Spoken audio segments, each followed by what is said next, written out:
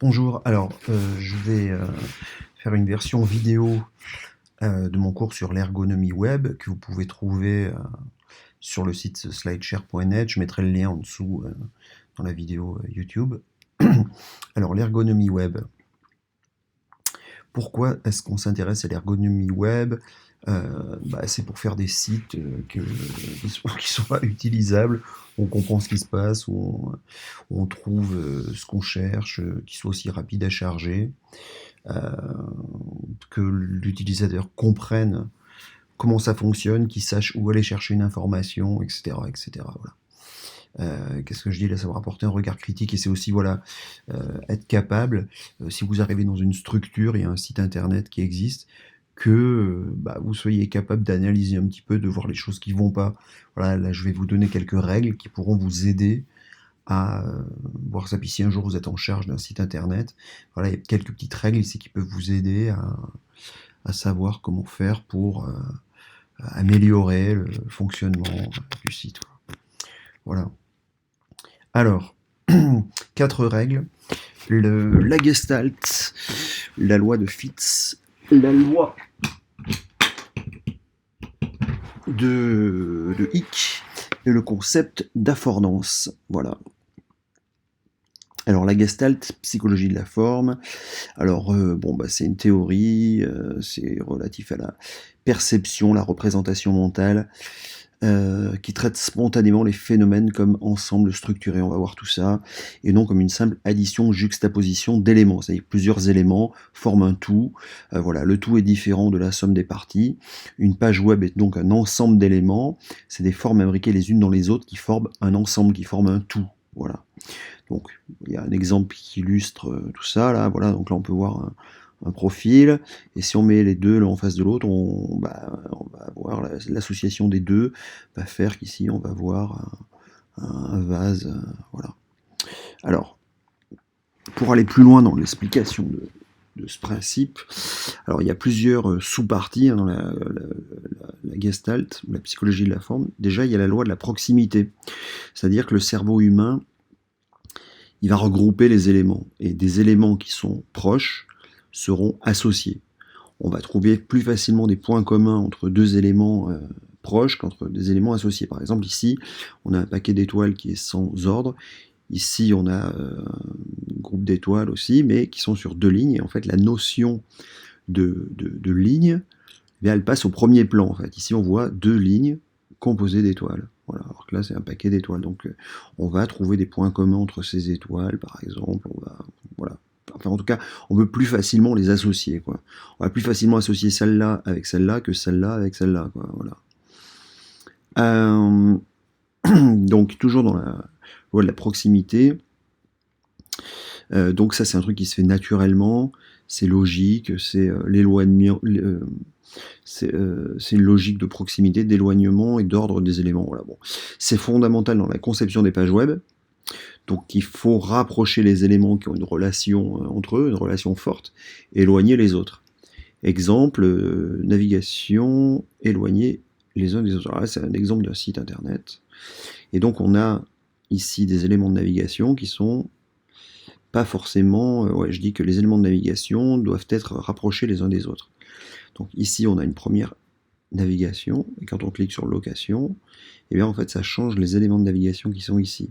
En fait, comme c'est pas rapproché, on a un peu du mal à comprendre le lien en fait.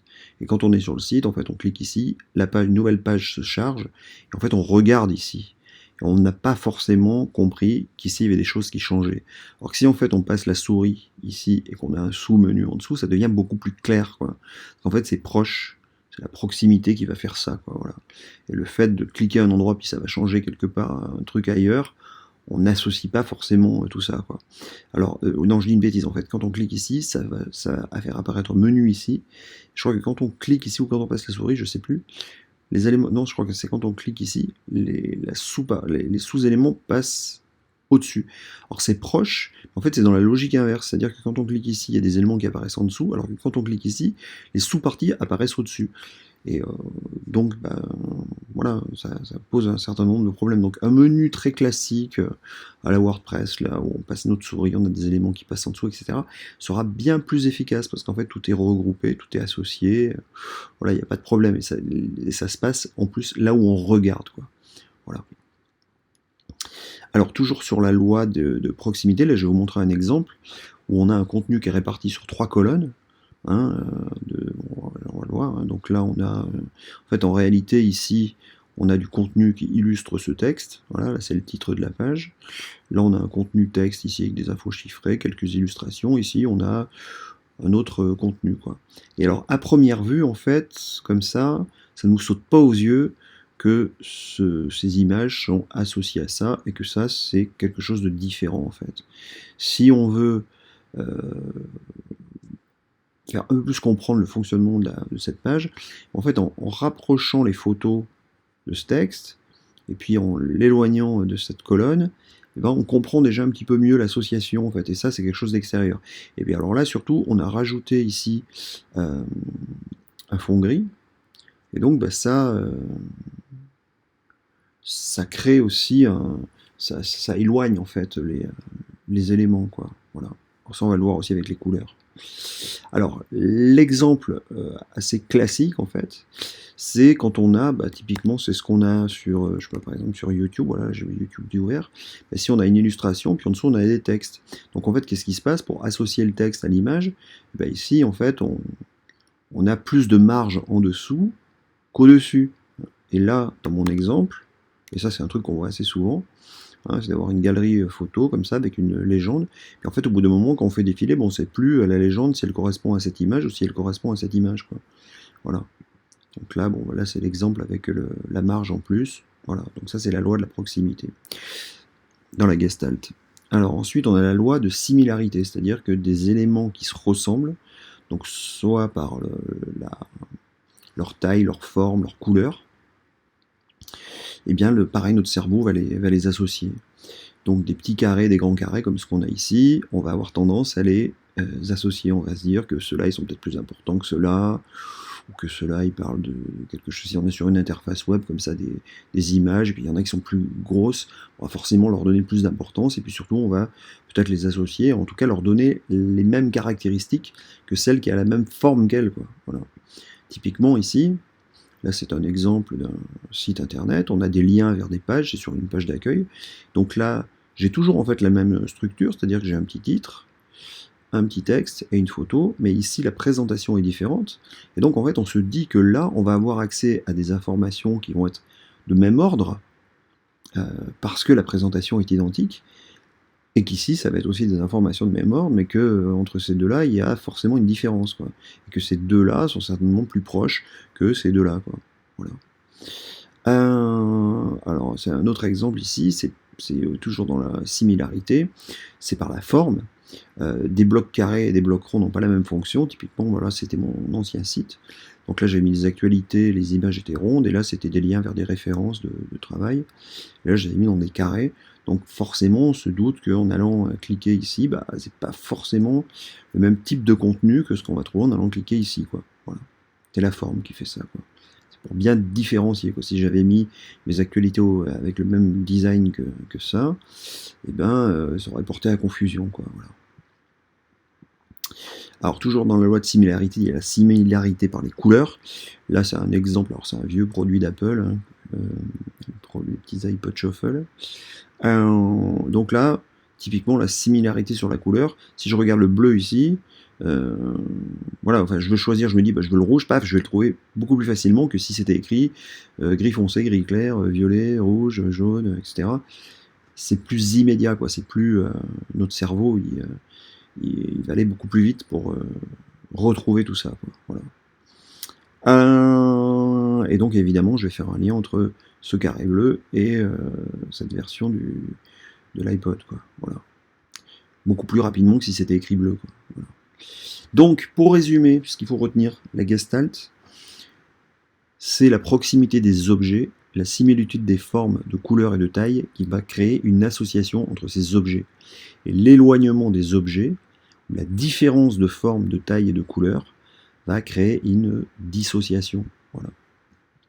Donc typiquement, voilà, sur une page d'accueil, on peut faire des zones, gérer des espaces, etc., pour regrouper des éléments, les associer, etc., ou au contraire les rapprocher si on veut leur donner du lien, donner un lien entre eux, etc. Voilà. Donc c'est ce qui fait qu'on va faire du graphisme avec des fonds avec des couleurs pour une certaine partie, un fond avec une autre couleur pour une autre partie, créer des marges, etc. Si on colle tout le texte, toutes les images, voilà, ça complique la compréhension, quoi. Voilà. Alors maintenant, on va passer à la loi de Fitts. Donc ça, c'est une vieille loi, en fait, dans l'interaction homme-machine. Alors, il y a des gens qui font des calculs très savants sur combien de temps il faut pour aller accéder au bouton, ajouter au panier, etc. Donc les gros sites genre Amazon, etc. etc. Donc ils ont tout étudié et tout pour qu'on ait le plus facilement envie d'aller acheter, qu'on clique sur les trucs, que ça soit hyper facile, qu'on n'ait pas à chercher le bouton acheter, etc. Donc, donc sur le web, c'est simplement le fait que il y a un temps nécessaire. Nous, on veut, nous typiquement dans la culture, très souvent, on a des liens vers des boutons billetterie. Et on veut que les gens achètent de la billetterie. On fait des sites internet pour vendre des spectacles ou voilà, que les gens viennent voir nos spectacles. Ou achètent des billets pour venir dans notre musée, etc. Donc le but, c'est de faire en sorte que les gens cliquent sur le bouton, quoi. Et donc, c'est le temps proportionnel à la distance de l'élément et à la taille de l'élément. Alors, on va aller voir, je vais expliquer un petit peu ça plus en détail. Donc plus la souris est éloignée d'un élément, et plus le temps pour atteindre cet élément sera long. Typiquement, moi j'ai cliqué dans mon menu en haut, tac, et j'ai mon bouton billetterie qui est là en bas à droite. Et ben, si le bouton billetterie est en bas à droite, et ben ça va être plus compliqué, plus lent, voilà, pour arriver ici. Alors que si j'ai mon bouton billetterie qui est juste là en dessous, ben, ça va aller beaucoup plus vite. Et en fait, globalement, un site internet ou un bouton ajouter la billetterie ici, et quand on le change de place, on le met là en dessous, et ben, on va vendre plus de billets. Voilà, ça c'est automatique, quoi. Donc alors on peut le rapprocher, mais on peut aussi le grossir. C'est-à-dire que si on veut absolument laisser notre bouton ici, et ben on peut le rendre plus gros, plus visible, plus attrayant, quoi, voilà. Donc plus l'élément de destination est gros, et moins la souris nécessitera de temps pour l'atteindre. Évidemment, si je dois aller cliquer sur un petit point ici, ben il va falloir que je vise, etc. Alors que si j'ai un gros carré ici, là, ça va être plus facile pour moi d'aller dessus, quoi. Voilà. Et ça fait augmenter les ventes. C'est dingue, hein. De ce fait, pour atteindre rapidement une zone de l'écran, il faut que celle-ci soit grande et proche de la souris. Donc on parle du fit sizing, c'est le principe de compensation de la distance pour aller d'un point à un autre par l'augmentation de sa taille. Et donc ça permet un temps non négligeable pour l'internaute. Donc voilà, ce que je dis, ça augmente les ventes, quoi. Voilà. Donc là, c'est typiquement un exemple. Voilà, le bouton ajouter ici, il est bien gros, bien visible, etc. Donc il y a plein d'exemples comme ça de sites marchands qui ont changé la place du bouton, qui ont changé le design, etc. et qui ont augmenté leur vente. Ça c'est un grand classique. Voilà. Donc maintenant on va passer à la loi de Hick. La loi de Hick, c'est le temps qu'il faut à un utilisateur pour prendre une décision en fonction du nombre de choix à sa disposition. C'est-à-dire qu'un être humain, il peut retenir en moyenne entre 5 et 9 objets en moyenne. C'est-à-dire que si je vous montre 9 photos de gens connus et que je les supprime, enfin que j'enlève les photos et je vous demande de me dire de me lister, de me rappeler que vous me rappeliez les noms des personnes que vous avez reconnues sur ces photos. En fait, vous allez vous rappeler entre 5 et 9, quoi. Voilà. En moyenne, on est à 7. Et au-delà, en fait, ça devient compliqué, on ne comprend plus, etc.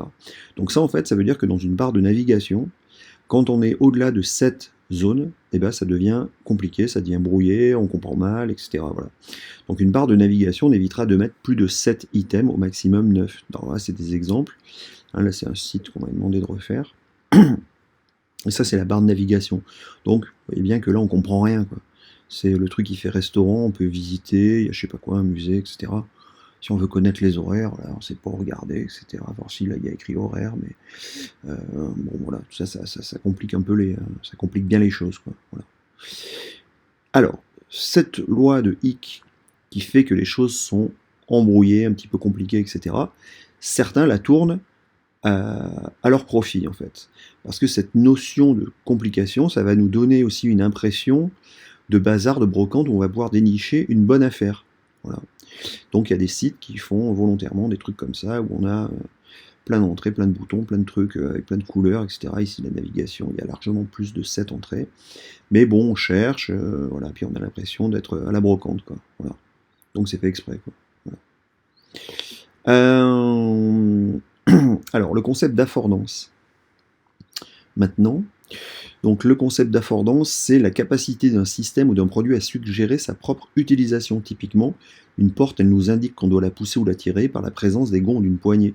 Si j'arrive devant cette porte, je vois qu'ici il y a des gonds, je vois qu'il n'y a rien qui n'entrave la possibilité de tirer sur la porte, hein, il n'y a pas de, je sais pas comment ça s'appelle, un chanfrein, je sais pas quoi. Donc on va, automatiquement, quand on va arriver devant cette porte, on va tirer. Voilà, on va pas la pousser, on se pose même pas la question. Et alors que quand j'arrive devant cette porte ici, bah, je vois il n'y a pas de gond ici, et puis il y a un chanfrein, je crois que ça s'appelle, voilà, qui va, on comprend immédiatement que la porte, on va pas pouvoir la tirer, parce qu'il y a quelque chose qui la bloque ici, quoi. Ça, on réfléchit même pas, quoi. On se pose même pas la question quand on arrive sur la porte, ok, checker les gonds, voilà, est-ce qu'il y a le truc ici? Non. C'est automatique. Et donc, sur Internet, il faut en fait que les éléments fassent la même chose, qu'ils aient la capacité à suggérer leur utilisation. Typiquement, bah, c'est les trucs cliquables, quoi. C'est-à-dire que les liens, ouais, voilà, c'est essentiellement ça, les liens ou les images sur lesquelles on va cliquer qui vont devenir plus grosses, etc., etc. Il faut qu'on le comprenne. Et il faut, de préférence, faire en sorte que ça soit ces codes-là qui soient toujours les mêmes. C'est-à-dire qu'on va pas faire des liens sur une page qui vont être rouges, sur la page d'après on va les faire verts, sur la page d'après on va les faire violets, sur l'autre on va les faire encadrés, et voilà. Donc il faut avoir une cohérence globale. Donc en fait, on a pris quand même une certaine logique de faire des textes soulignés d'une autre couleur, ça veut dire un lien.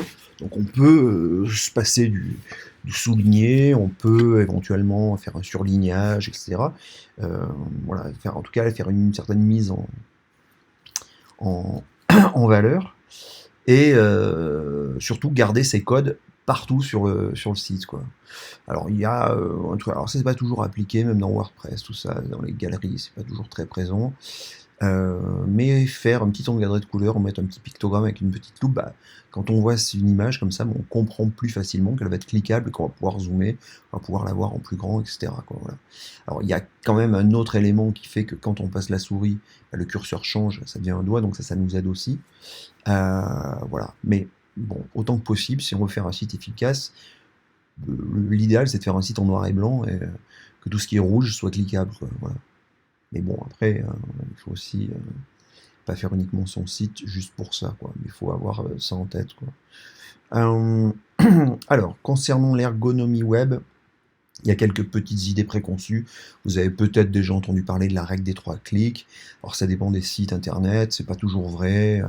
C'est sûr qu'il vaut mieux réduire le nombre de clics, mais on peut avoir des sites très mal faits où la règle des clics est respectée, et où on trouve pas ce qu'on cherche, et inversement des sites où on accède à une information 4 ou 5 clics, mais on y arrive très bien, il n'y a pas de problème. Donc ça, voilà. Donc incompatible avec un bon web design, ça non, quelqu'un qui fait du design pour un site internet, il doit connaître ses règles et savoir composer avec, et il y a pas mal de gens qui connaissent pas ça, qui s'improvisent des graphistes print sur lesquels il n'y a pas forcément ces notions de rendre des éléments interactifs, etc., qui connaissent pas ces règles-là, qui vont faire des sites qui vont être très jolis, mais on va avoir un peu de mal à naviguer, quoi, voilà. Alors ouais, ça se calme un peu, mais beaucoup de gens pensent que, j'ai souvent eu la remarque, que leurs visiteurs ne vont pas scroller les pages, quoi, voilà. Alors qu'en fait c'est devenu une espèce d'automatisme. Alors c'était vrai il y a 10 ans, parce que pour scroller les pages, on n'avait pas de pavé tactile, on n'avait pas de souris avec des molettes, il fallait aller cliquer dans le coin de l'ascenseur, voilà, donc non, aujourd'hui on peut faire des très grandes pages, et puis d'ailleurs la plupart des sites ils sont comme ça maintenant, voilà. La lecture en F ou en Z, donc non, ce qui attire l'attention sur une page, c'est pas simplement notre habitude de lire comme ça, ou de lire comme ça, c'est la composition de la page avec des éléments qui vont attirer notre attention, qui va faire en sorte que, qui va déterminer notre chemin de lecture, quoi, qui va guider notre œil, quoi. Voilà. Alors, toujours dans le cadre de l'ergonomie web, quand on a des textes, bah, c'est toujours préférable de faire un peu de mise en page, quoi. Donc si on a plusieurs si on a un article assez grand, bah, il faut faire des paragraphes. C'est pas mal de mettre des intertitres. Alors ça, c'est aussi très bien pour le référencement, on en reparlera. Faire des sauts de ligne dans les paragraphes, pourquoi pas. Sur internet, on ne justifie pas le texte. Le texte justifié, alors je sais pas si je vais si je vais vous trouver, si vous savez ce que c'est, mais quand j'ai voilà, typiquement là j'ai un texte. Donc si je le justifie, là je suis dans un logiciel de texte, voilà c'est ça. C'est le fait de caler, de faire des marges à droite à gauche. Alors sur un document print, généralement, moi j'ai la possibilité de gérer mes retours à la ligne, mes interlettrages, etc. Sur internet, on évite ça, parce qu'en fait avec le responsive, donc le fait de pouvoir réduire la largeur des pages, eh ben, ça va être ingérable, et parfois ça va faire du texte carrément illisible, quoi, avec un petit mot à droite, un mot à gauche, enfin voilà, des trucs qu'on ferait jamais sur le print, quoi. Sauf que là, on n'a pas la main, il n'y a pas les réglages suffisants pour forcer les retours à la ligne, etc. Donc on laisse un texte calé à gauche, calé à droite ou centré, mais on ne fait pas justifier un texte, quoi, voilà. On prévoit aussi un interlignage suffisant, voilà, pour que ça soit bien lisible, clairement lisible. Tant pis si il y a besoin de scroller, c'est pas très grave. Quand on a des énumérations, on essaye de mettre des listes à puces, si c'est possible. On essaye d'illustrer avec quelques images. Moi, j'ai souvent des sites scientifiques, etc. Il n'y a pas une image sur le site, donc on n'a pas tellement envie de lire ça. Indenter les textes par rapport au titre, pourquoi pas. Indenter les textes, hein, c'est faire un petit décalage sur la première ligne. Voilà, donc un exemple, ça c'est un texte. Boum. Si je fais une mise en page, voilà, là j'ai des lignes, j'ai des intertitres, j'ai des mises en exergue de certaines phrases, on a un petit peu plus envie de lire ça que de lire ça, quoi. Voilà. Alors l'utilisation des polices de caractères, on va éviter d'utiliser 36 polices de caractères, en règle générale on en met une ou deux. Ce qui se fait assez fréquemment, c'est d'avoir une police pour les titres, qui peut être un petit peu plus original, peut-être un peu plus stylé, un peu plus graphique. Et par contre, sur les textes, les paragraphes, etc., là, on va plutôt mettre une typo très classique, facile à lire, compréhensible, etc. Voilà. Alors aussi, sur Internet, on essaye d'être le plus direct et le plus clair possible. On évite le langage poétique, peu explicite ou dans un jargon professionnel, etc. On essaie de s'adapter à la façon de parler de nos visiteurs, de notre public. Et surtout, on n'essaye pas d'être dans des termes poéticaux. Voilà. Alors, bon, j'ai terminé pour ça. C'est bien aussi de faire attention aux règles typographiques. Alors, je sais que vous êtes plutôt littéraire. Sur mon SlideShare, mais je le mettrai en lien, j'ai un cours sur les règles de typo. Alors, My Uploads. C'est un condensé, mais bon, des cours sur les règles de typo, il y en a des tas d'autres. Il est où? Il est ici, les règles typographiques, donc sur l'usage des majuscules, sur des tas de choses, sur comment on écrit, voilà, sur les espaces avant, les virgules, ça. Alors, il y a plein de choses que vous devez savoir, mais voilà, il y a des petites choses un petit peu compliquées. Alors la moitié du cours porte sur l'usage des majuscules, même plus de la moitié. C'est ce qui est le plus compliqué. Voilà, donc c'est bien de connaître certaines petites choses, et puis je donne aussi des raccourcis clavier pour taper le A accent majuscule, ce genre de trucs, et puis les différents types de tirets, ce que c'est qu'un espace insécable, etc. Enfin, une espace insécable. Plutôt les 3 types de tirets, voilà.